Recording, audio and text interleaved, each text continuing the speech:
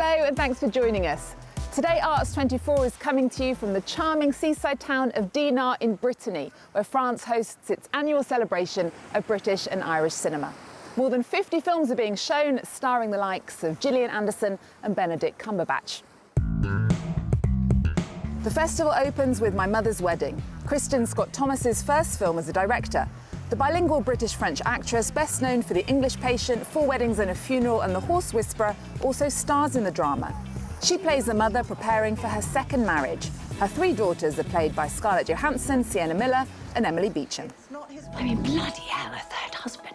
Caught up with me. Daddy number 3, 2 for me. I mean, what has happened to our mother? Why on earth would she choose him? There you go again. Tell me, Victoria Frost, of your numerous successful marriages. I have never pretended to be anything but myself. That's a famous actress. It's your directorial debut. Yep. Why did you want to tell this deeply personal story as your first film? Yes, well, it is my first film.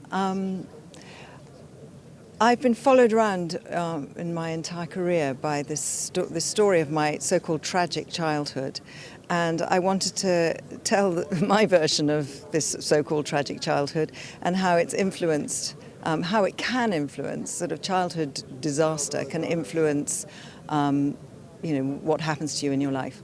And so I wanted to talk about the memories that I have of being told that my father had been killed, and then being told a few years later, years later, that my stepfather had been killed in very similar circumstances. I think you are looking for a father figure. It's pretty bloody obvious. I don't care if my husband's shagging half of London. Tomorrow's Mum's Day and we can't ruin it.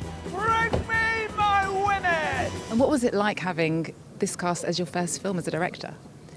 Well, it made life a lot easier because they're beautiful performers, really great. They were very affected by the screenplay, and they felt very close to it emotionally. So we created this little family, and one of the sweetest things I've ever heard is Scarlett, I think, said at the end of the film, I came here to make a movie and I made myself some friends. It's just really sweet.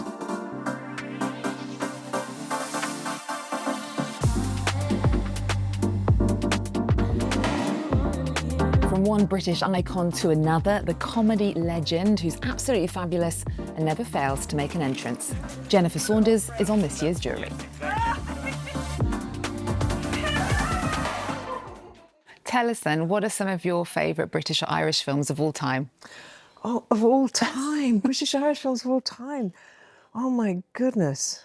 I think Far From the Madding Crowd, the John Schlesinger, Far From the Madding Crowd, I think influenced me more than any other film. I remember seeing it because we were doing the book at school, and we were all taken to see it at a cinema in Northwich, where I grew up, a little cinema, and I absolutely fell in love with it.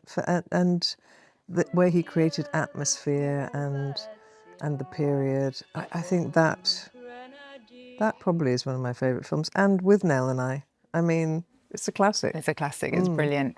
As someone who's celebrated for your very British sense of humour, we are here in France, I wanted to ask you, do you have any particular connection to French culture or comedy?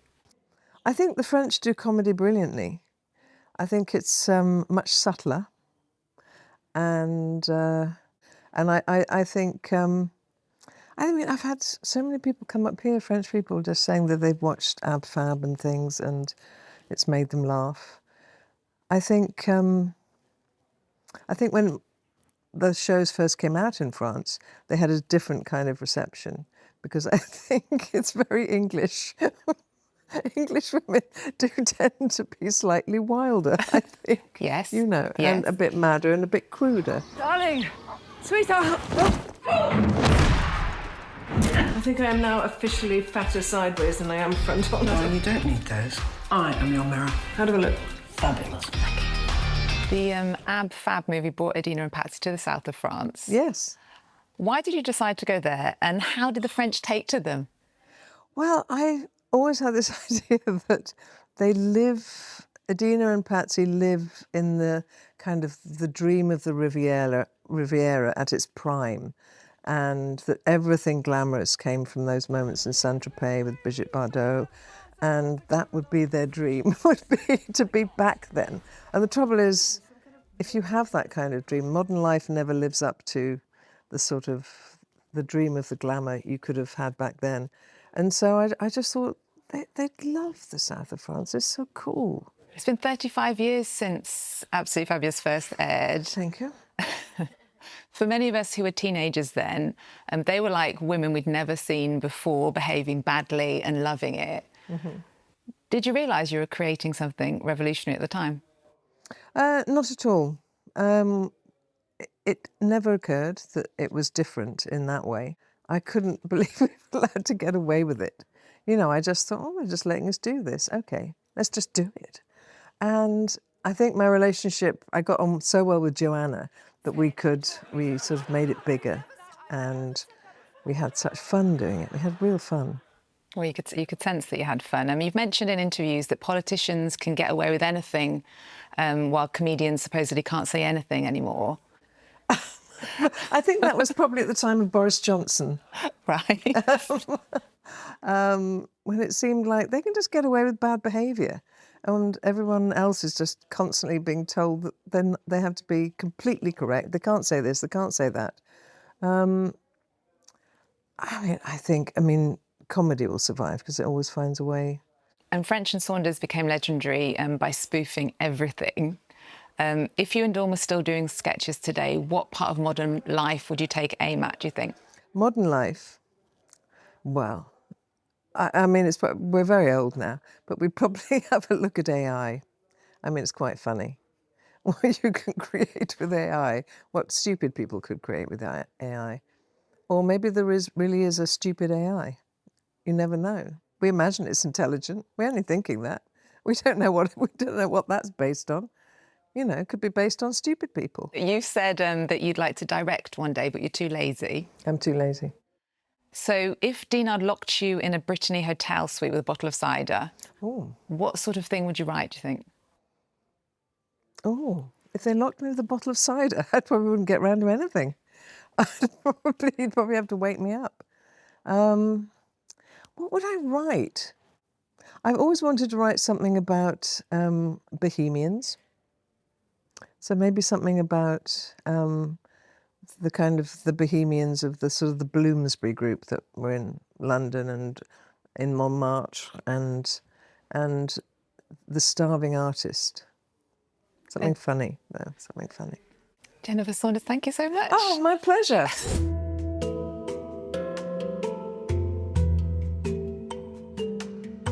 One of our favourite films at this year's festival is My Father's Shadow by Akinola Davies. It follows a father and his two sons on a tense day in Lagos during the annulled 1993 Nigerian election. It captures both political and personal struggles.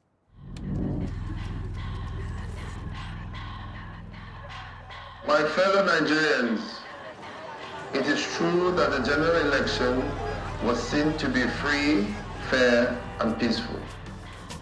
Making history as the first Nigerian film in Cannes' official selection, it won a special mention for the Camera d'Or. We caught up with him here in Dinard to talk about his film and creative journey.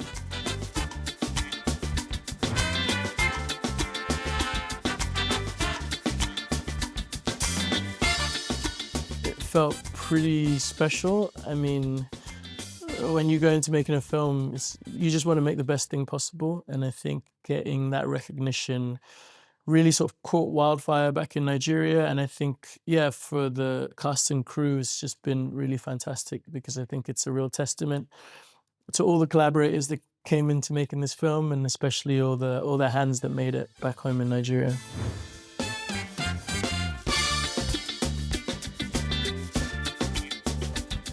It was really, it felt like a homecoming, which definitely it was. And my mum was there, the Minister of Culture was there. It was really fantastic. It was kind of, it really exceeded all my expectations, but it was quite overwhelming in the best way.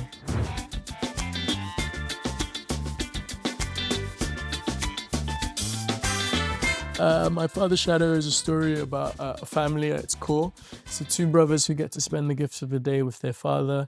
They go into Lagos on a bit of a day trip and an adventure, and they sort of witness the sort of hurdles he has to jump through in order to provide for the family. On the day they're in Lagos, there's a big political announcement, and he just ends up having to get them back home.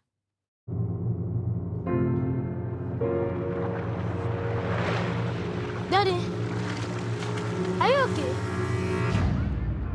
It was under these circumstances that the National Defense and Security Council decided that it is in the supreme interest of law and order, political stability, and peace that the presidential election be annulled.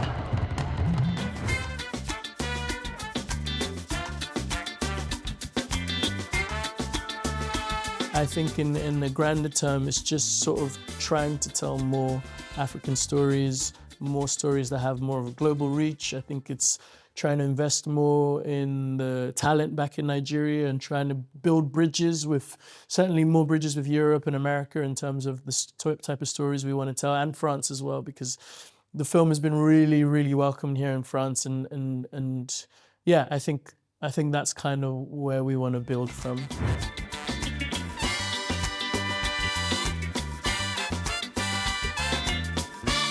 Allez voir My Father's Shadow.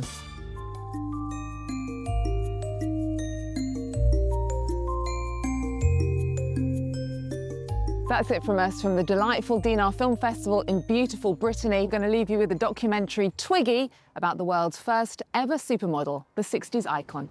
Thanks for watching. See you next time. Got any pictures on the beach in the bikini? I'd like to see that. Your life changes completely. It mustn't have been easy then. She embraces every era of her life. Her ability to connect with women, all women. Imagine about being a star, right? It's just good fun.